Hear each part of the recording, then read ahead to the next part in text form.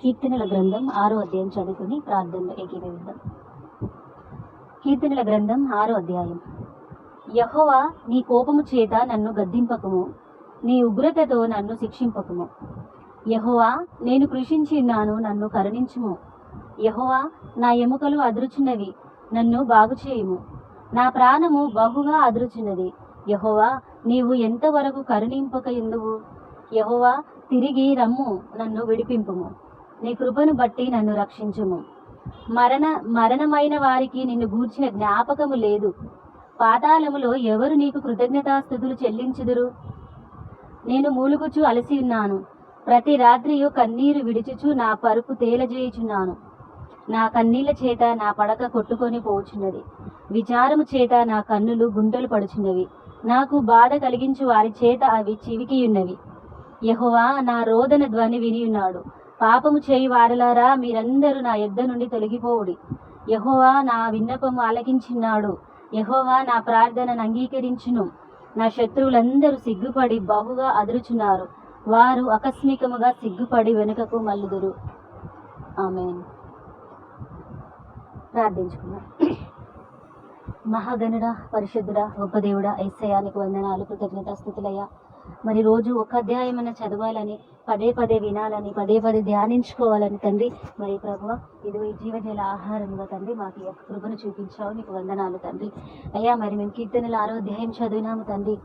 మరి కీర్తనకారుడైతే ఎంతో మనోవేదన, దుఃఖంతో, బాధతో కన్నీళ్లు విడుస్తున్నాయన, మరి తన పరుపు తేలచేస్తున్నాడయ్యా. కీర్తనలను నాయన ఏడుస్తున్నాడు తండ్రి.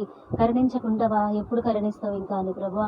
మరి నేను మరణిస్తే పాతాళంలో నేను ఎవరైనా స్తుతించే వాళ్ళు ఉన్నారా అని నాయన మరి తన వేదనను తండ్రి అయ్యా నీ పాద సన్నిధిలో కుమ్మరించుకుంటున్నాడు తండ్రి. నీకు స్తోత్రములు అయ్యా. మరి ఈ ప్రార్థనలో ఏకీభవించే నీ బిడ్డలైన వారు కూడా నాయన వారు ఇలాంటి పరిస్థితిలో ఉన్నారేమో తండ్రి. మరి నీవు అయ్యా దయతో వారిని కనికరించండి, కరుణించండి తండ్రి. ఎన్నో సంవత్సరాల నుంచి మరణ వేదనతో ఉన్నారేమో నాయన. అయ్యా బలహీనతలతో ఉన్నారేమో తండ్రి. అనారోగ్యంతో వేదన పడుతున్నారేమో నాయన. అప్పులతో, అవమానాలతో, నిందలతో నాయన హింసలకు గురవుతున్నారేమో తండ్రి. అయ్యా చెయ్యని నిందలు వారి మీద పడి వారిని వేధిస్తున్నాయేమో ప్రభువా. అయ్యా ఒకసారి కనికరించండి తండ్రి. యేసయ్యా నీవు రక్షకుడు అని నమ్ముకున్న క్షణం మొదలుకొని అయ్యా ఎలాంటి స్థితిగతులు ఎదురైనప్పటికీ నీ ప్రభువా నీ పాదాలు వదులుకుంటే వీరు జీవిస్తున్నారేమో తండ్రి. అయ్యా మరి ఈ రోజు ఈ వాక్యం ద్వారా నువ్వు మాట్లాడుతున్నావు అంటే తండ్రి అతని హృదయం అంత వేదన కలిగిందంటే నాయన.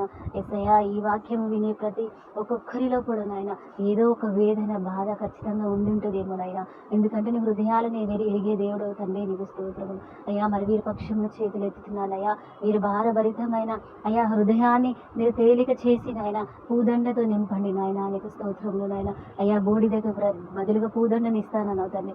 భారభరితమైన ఆత్మకు బదులుగా స్తుతి వస్త్రముని ఇస్తానన్నావు తండ్రి. అయ్యా ఈ ప్రార్థనలో ఏకీభవిస్తున్న ప్రతి ఒక్కరిలో వారి వారి కుటుంబాలలో, వారి జీవితాలలో, వారి సంఘములలో కూడా నాయన అయ్యా మరి భారభరితమైన ఆత్మను తొలగించండి. యేసు క్రీస్తు నామంలో భారభరితమైన ఆత్మను నేను తొలగిస్తున్నానయ్యా. స్తుతి వస్త్రమును ఇక స్తుతులు చెల్లించే రీతిగా వారి హృదయాలను మీరు ఉల్లసింపచేయండి తండ్రి. స్తోత్రములు నాయన. అయ్యా నిందలను, అవమానాలను, పోలీస్ కోర్టు కేసులను యేసు నామంలో కొచ్చివేస్తున్నాను తండ్రి. అయ్యా ఇక నువ్వు గొప్ప కార్యం వారి జీవితంలో జరిగించండి. ఇక ముందుకు నాయన మేము నాయన స్తుతిస్తూనే నేను ఆరాధించాలి నాయన, స్తుతిస్తూ నీ నామాన్ని ప్రకటించాలి ప్రభు. ఆ రీతిగా వీరి కుటుంబాలలో, వీరి జీవితాలలో, వీరి సంఘాలలో నీ కృపను దయచేయమని మరి ఒకసారి కూడా ప్రభు మరి వాక్యం వినలేని వారు ఎవరైనా ఉంటే వినుటకు నువ్వు కృప దయచేయండి నాయన. ఈ సమృద్ధి గల జీవజల ఆహారంలో వాళ్ళు కూడా పాలు పంపులు పొందుకునే రీతిగా వారి జీవాన్ని సమృద్ధిగా మార్చుకునే రీతిగా నీ వాక్యం ద్వారా అయ్యా మేమందరం కూడా నేను ఏకీభవించి ప్రార్థిస్తుండగా పరలోక రాజ్యం భూమి మీద అనుభవించేలాగున, పరలోక రాజ్యము అయ్యా మరి ఈ లోకంలో నైనా మేము చూపించేలాగున క్రైస్తవులుగా, క్రీస్తు కుమారులుగా, కుమార్తెలుగా, అభిషక్తులుగా తండ్రి నీకు స్తోత్రములు ప్రభా. మరి సంఘానికి శిరసైన యేసయ్యా నీలోని సమస్త నైనా సద్గుణములను, సారములను మాలో నుంచి ప్రవహింపచేసి లోకానికి వెలుగాని మమ్మల్ని ఏ రీతిగా నీ వాక్యం సెలవిస్తుందో అలా మమ్మల్ని వెలిగించండి నాయన. ప్రతి ఒక్కరి సమస్యలలో మేము పరిష్కారంగా ఉండాలి తండ్రి నీకు స్తోత్రములయ్యా. మరి మన ప్రత్యేకంగా మా రాష్ట్రాలను, దేశాన్ని జ్ఞాపకం చేస్తున్నాం. రాజకీయాన్ని మీ ఆధీనంలో, రాజకీయ నాయకులను మీ ఆధీనంలో ఉంచుకుని నాయన క్రైస్తవులకు ఎలాంటి ఆపద రావడానికి వీల్లేదు. ప్రత్యేకంగా క్రైస్తవుల అయ్యా సేవకుల పట్ల చేతులెత్తుతున్నాము తండ్రి. అయ్యా నీ కంచె కాపుదల దయచేయండి నాయన. నీకు స్తోత్రములు. రానున్న రోజులలో క్రైస్తవులే దేవుని కుమారులు కుమార్తెలే రాజ్య పరిపాలన చేయాలి, రాజ్యం ఏలాలి ప్రభు. అయ్యా అలాగా నాయన ఆత్మ విడుదల చేయండి అయ్యా. క్రైస్తవులలో ప్రతి ఒక్కరిలో నాయన గ్రామాలలో సేవ చేసిన సేవకులు, సంఘాలలో పట్టణాలలో సేవ చేసిన సేవకులు, మినిస్ట్రీలో ఉన్న అందరూ కూడా ఏ పరిశుద్ధాత్మ ద్వారా ఐక్యపరచబడి ఏకాత్మ కలిగిన ఆయన ఈ యొక్క రాజకీయాలను సంఘమునకు నాయన అయ్యా స్వాధీనము చేసుకునే రీతిగా ప్రతి ఒక్కరిలో మీరు పురికొలు పండుతండి.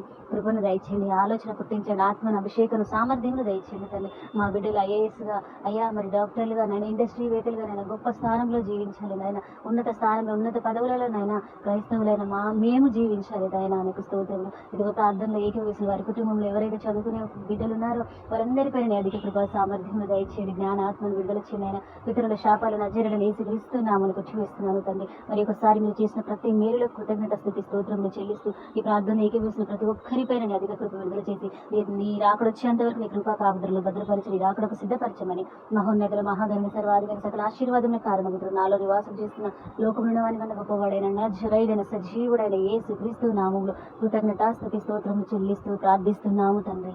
ఆమేన్, ఆమేన్, ఆమేన్.